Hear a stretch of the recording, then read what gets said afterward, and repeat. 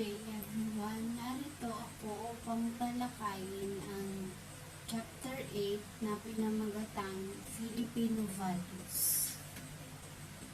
Values are universal, shared by all people. What we call Filipino values are given emphasis in the culture and tradition of Filipinos.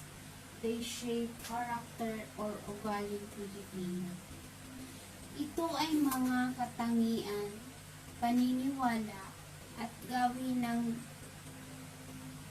itinuturing na mahalaga at nagbibigay ng pagkakakilanlan sa kulturang Pilipino. Tulad na lamang ng pakikisama, pagtutulungan at pakikisama sa kapwa, mahalaga ang pagkakaroon ng mabuting ugnayan sa mga tao. Pangalawa ay ang bayanihan. Sama-samang pagtutulungan ng mga tao sa komunidad lalo na sa mga panahon ng pangangailangan. Pangatlo ay ang hiya. Pag-iwas sa mga kilos o gawi na maaaring magdulot ng kahihiyan sa sarili at sa pamilya. Pang-apat ay ang utang na loob. Pagkilala at pagbalik ng kabutihang loob sa taong tumulong o nagbigay ng pabor. Pang-lima ay ang hospitality. Mainit na pagtanggap o pakikitungo sa mga bisita, ipinapakita ang pagiging magiling at masikaso sa mga bisita o dumalaw. Pang-anim ay ang respeto sa mga nakakatanda.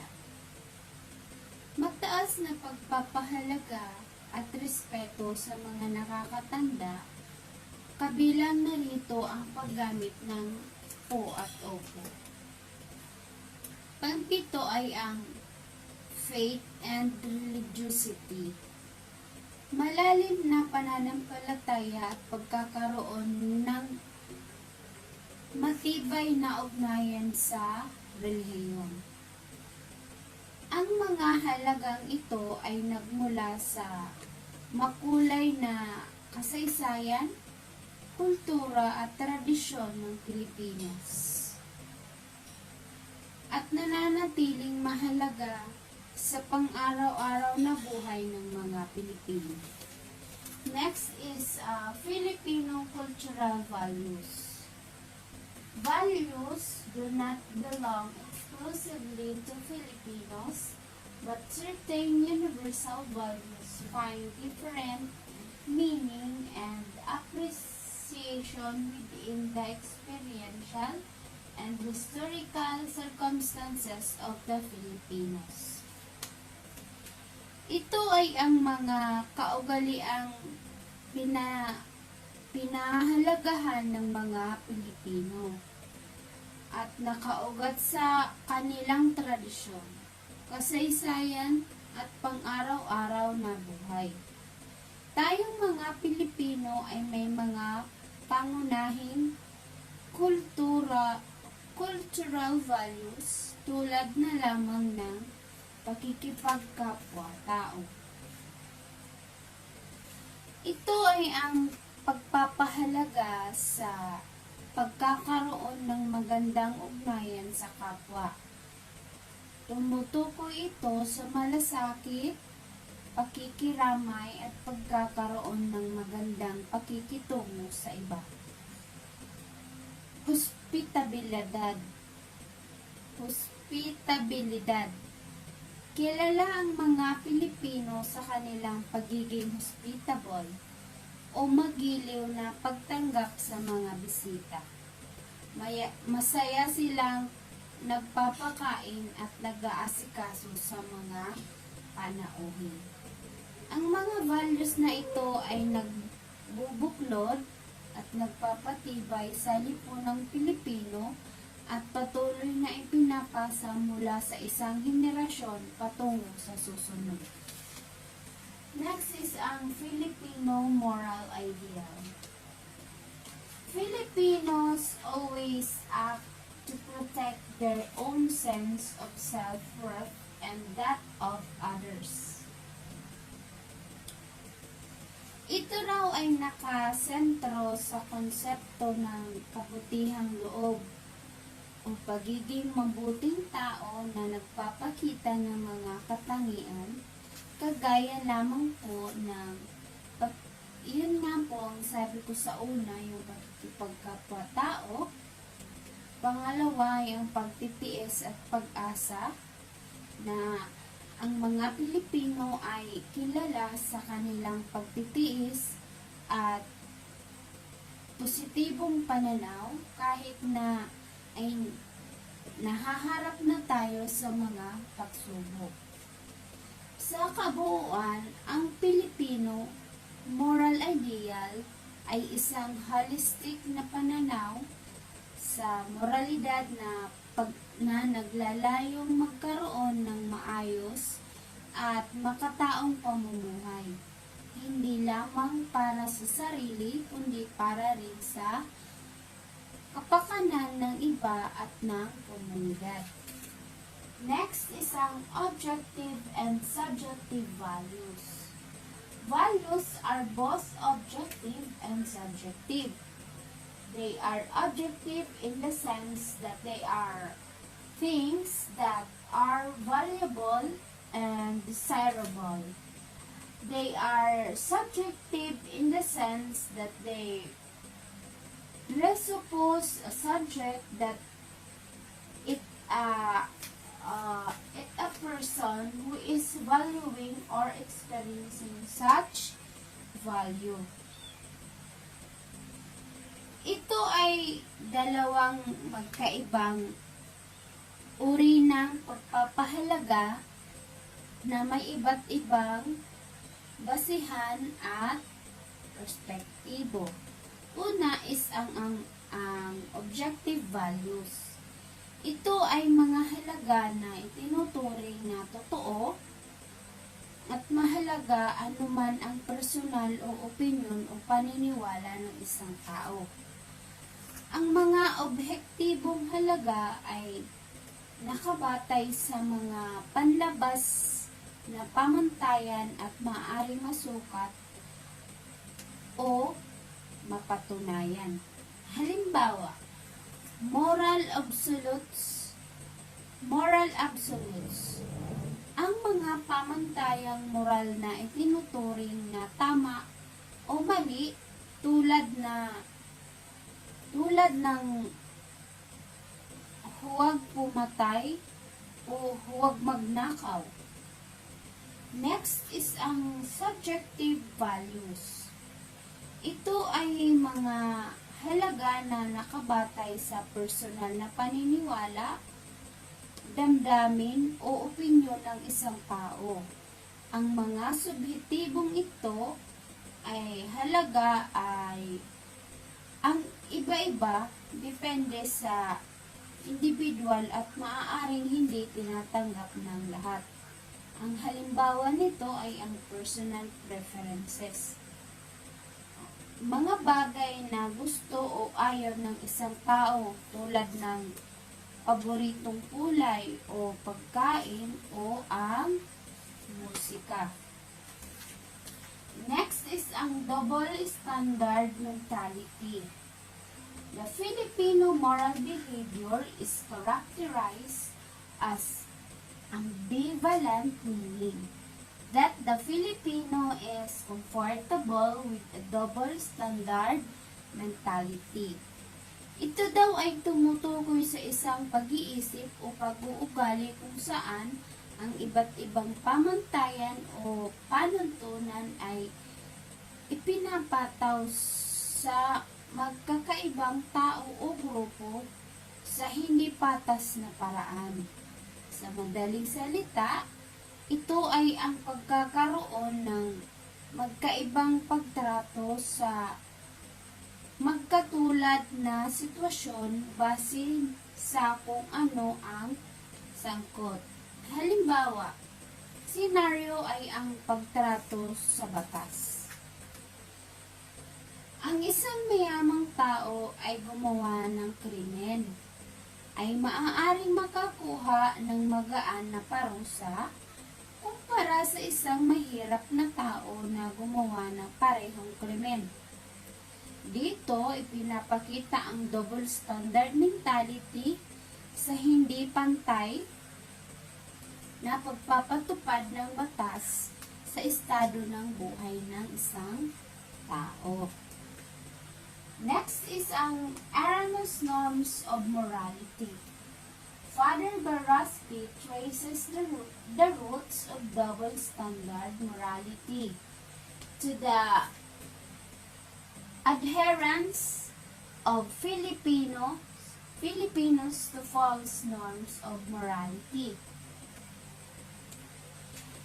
Ito ay tumutukoy sa mga pamantayan o prinsipyo ng moralidad na itinuturing na mali o baluktot. Ang mga ito ay maaaring lumitaw dahil sa maling impormasyon, maling interpretasyon ng mga tao, o mga kaugalian at tradisyong nakasanayan na hindi akma sa tunay na moral na pamantayan. Ang halimbawa dito ay ang relativism. Ang paniniwala na ang tama at mali ay nakadepende sa kultura o individual at walang universal o pangkalahatang moral na pamantayan. Pangalawang halimbawa is materialism. Ang pananaw na ang material na kayamanan at ari-arian ang pinakamahalaga at ang moral na pagpapasya ay base sa material na benepisyo.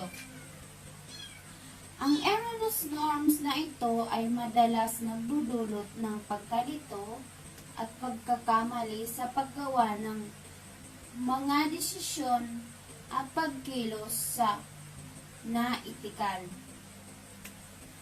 Mahalagang suriin at itama ang mga maling pamantayan upang makamit ang tunay na moralidad na nakabatay sa tama at makatarungan na prinsipyo. Next is ang reorientation of attitude. The solution to the moral ambiguity of the Filipinos depends largely on the attitude towards the problem itself. Ito ay tumutukoy sa proseso ng pagbabago o pagbabago ng pananaw, damdamin at ugali ng isang tao patungo sa isang bagay, tao o sitwasyon. Ang reorientation ay maaaring mangyari dahil sa iba't ibang mga kadahilanan. Kabilang ang bagong impormasyon, karanasan o pag-unlad ng personal na pananaw. Ang reorientation of attitude ay may mga mahalagang aspeto tulad ng number 1, pagkakaroon ng bagong kaalaman. Kapag ang isang tao ay nakatanggap ng bagong impormasyon na nagpapabago sa kanilang pananaw o paniniwala, maaaring kailanganin nilang baguhin ang kanilang dating pag-uugali. Number 2, panlipunang impluwensya. Ang mga impluwensya mula sa ibang tao tulad ng pamilya, kaibigan at mga kasamahan ay maaaring magdulot ng pagbabago sa pananaw at ugali ng isang tao.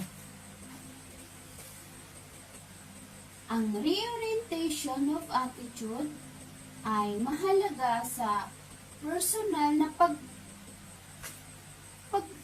paglago at pag-unlad Ito ay nagpapakita ng kakayahan ng isang tao na mag-adjust, matuto at magbago para sa ikabubuti ng kanilang sarili at ng kanilang kapaligiran. Next is ang moral commitment. Values are not acquired genetically, they are personally cultivated, the lived. Ang moral o pangako ay ang obligasyon o responsibilidad ng isang tao na sundin ang mga moral na prinsipyo o batayang etikal sa kanilang mga gawi at desisyon. Ito ay tungkol sa pagtupad sa mga halaga tulad ng integridad, pagiging tapat, at paggalang sa kapwa. Next is ang characteristics of a responsible person. Father Garospi describes, however, applied to man as man insofar as man must committed to the good of his nature. Ang number 1 dito, ang characteristic of a responsible person is ang moral na disiplina. Ang responsableng tao sa etika ay sumusunod sa mga moral na pamantayan at prinsipyo sa lahat ng kanilang mga gawi at desisyon. Pangalawa ay ang pag-unawa sa konsepto ng tama at mali. Sila ay may malalim na pangunawa sa moralidad at may kakayahang makilala ang pagitan ng tama at mali. Pangatlo ay ang pagtanggap ng pananagutan. Sila ay handang panagutin ang kanilang sarili sa mga epekto ng kanilang mga gawa at desisyon sa iba't ibang mga aspeto ng kanilang buhay. Pang-apat ay ang pagpapahalaga sa dignidad ng tao. Sila ay nagpapakita ng respeto at paggalang sa karapatan at dignidad ng lahat ng tao. At hindi nila pinapayagan ang anumang uri ng pang-aabuso o diskriminasyon. Panglima ay ang pagpapasya sa kabutihan. Sila ay nagtatrabaho para sa kabutihan ng iba at ng lipunan, at hindi lamang para sa kanilang sariling kapakanan o kapakinabangan. Pang-anim ay ang pagiging mapanuri. Sila ay maingat na iniisip ang mga posibleng epekto ng kanilang mga gawa at iba at sa kanilang kapaligiran bago kumilos. Pangpito ay ang pagiging inspirasyon. Sila ay nagiging halimbawa ng moral na pag-uugali at nagsisilbing inspirasyon sa iba na sundan ang kanilang yapak sa pagpapakita ng tamang pag-uugali at desisyon. Next is ang core values of the new Filipino. Moral maturity is a process of conversion. It means shedding off the old self and putting on the new self. Ang core values ay maaring magbago. Nakadepende pa rin tayo sa panahon, kultura at mga pagbabagong nangyayari sa lipunan. Ito ay may 4 na core values. Una ay ang truth, love, and faith.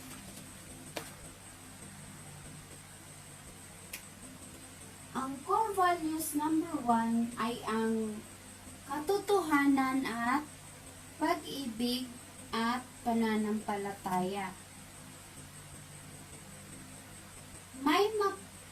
May pangangailangan para sa intelektual na pagbabagong loob.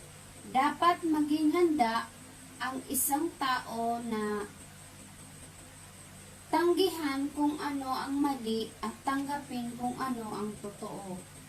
Ito ay nagsasangkot ng tunay na pagmamalasakit at pag-aaral at pagsasaliksik, pagtanggi sa tsismis o paghuhula bilang maasahang mapagkukunan ng impormasyon. Ibig sabihin, ayon kay Father Garaspi, pagbuo ng malikhain at kritikal na pag-iisip upang mabago ang ating kapaligiran at bumuo ng kulturang nagpapahayag ng mga ideya at mithiin ng mamamayang Pilipino.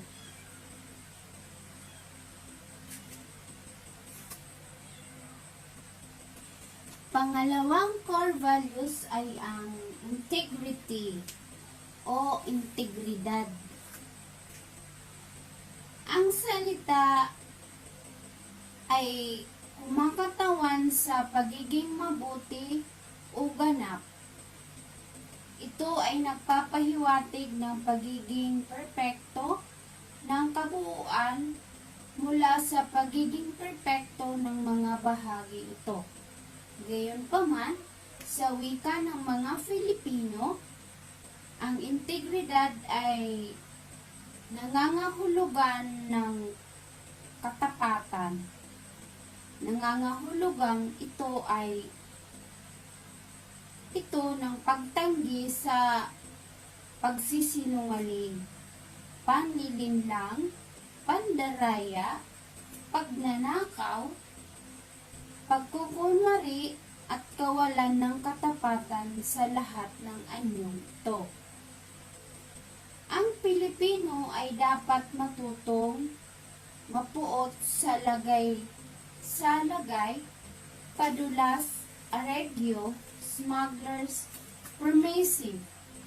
Dapat niyang iprotesta ang isang sistemang nagpapa-institutionalize sa politika at mga ninuno. Dapat siyang umiwas sa pagsusumamo. At ang pangtatlong core values ay ang hard work o pagkamasipag. Masipag ang mga Pilipino na maraming ang Pilipinong iniwan ang kanilang pamilya at tahanan para magtrabaho sa ibang bansa. At nagpapatunay na ang mga Pilipino ay hindi natatakot sa trabaho. Gayunpaman, may pangangailangan na bumuo ng wastong saloobin sa trabaho. Tunay na ang trabaho ay isang paraan tungo sa isang komportableng buhay. At maraming manggagawa mula sa gitnang silangan at Estados Unidos ang napatunayan na ito para sa isang katotohanan. Ngunit ang labis na pagnanais na yumaman ng mabilis at labis ay isang bitag ng kaluluwa. Kapag ang materialistikong mga layunin ang naging pangunahin at tanging dahilan ng pagtatrabaho, ang trabaho ay naging dahilan para sa kasakiman at pagtatalo. Kadalasan ang mga welga o lockout ay mga away dahil sa sahod na maaaring hindi makatarungang pinagkait o hindi makatarungang nararapat.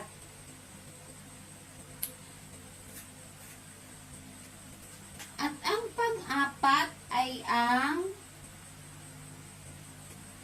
social justice or ang katarungang panlipunan. Ang katarungang panlipunan ay nangangailangan na ibahagi natin ang ating mga talento at material na ari-arian sa mga kapuspalad at mahihirap.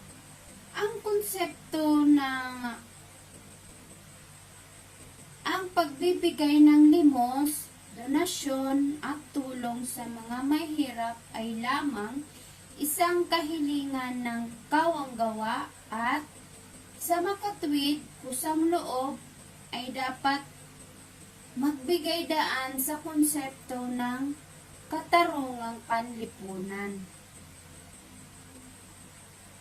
Ang katarungang panlipunan ay nakabatay sa prinsipyo na ang lahat ng makalupang bagay ay pagmamay-ari ng lahat ng tao,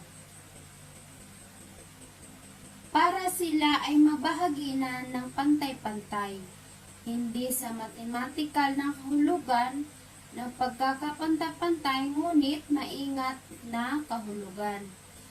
Iyon ay ang lahat ay may karapatan sa isang disenteng buhay. Ngunit dahil ang mga tao ay hindi katulad ng likas na matatalino,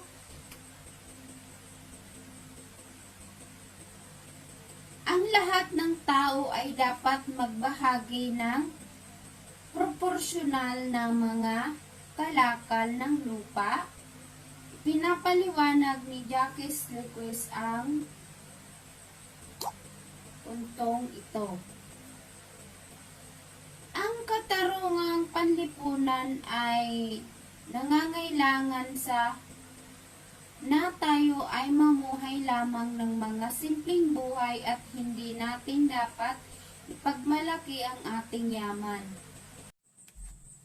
Yun lamang po ang aking lesson. Thank you po and sana may natutunan kayo.